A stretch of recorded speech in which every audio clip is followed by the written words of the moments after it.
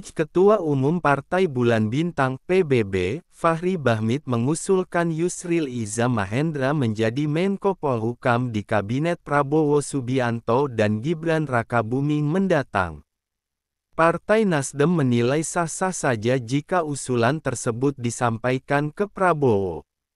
Boleh-boleh saja saya kira, memperkaya pilihan beliau.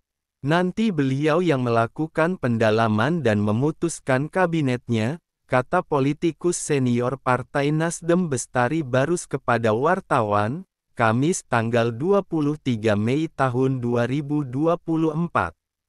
Bestari menuturkan nantinya Prabowo yang akan menentukan sosok yang paling pas memimpin suatu kementerian, tak terkecuali Kementerian Polhukam. Bahkan, ia memandang usulan sosok Menko Polhukam bisa datang dari non-partai. Bisa saja Pak Prabowo menganggap usulan tersebut pas, atau bisa saja posisinya harusnya di sebelah mana, beliau yang paling pas akan meletakkan siapa-siapa saja yang direkomendasikan itu di posisi apa.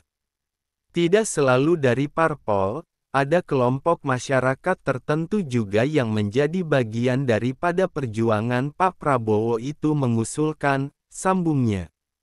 Bestari menyampaikan Nasdem memberikan ruang kepada Prabowo meramu kabinet kerjanya untuk menyukseskan program 5 tahun mendatang. Menurutnya, justru Prabowo yang paling mengetahui kebutuhannya.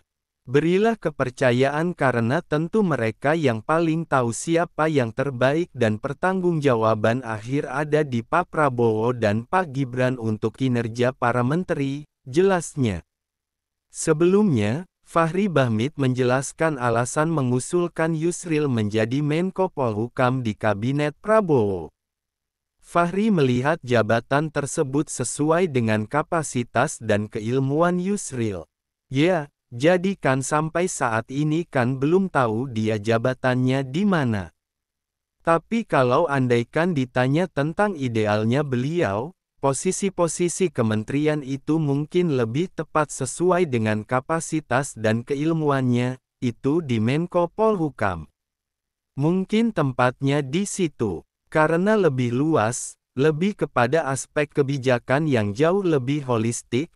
Kira-kira beliau bisa pikirkan tentang bagaimana bangun sistem dan sebagainya, kata Fachri kepada wartawan di kediamannya, Kamis tanggal 23 Mei tahun 2024.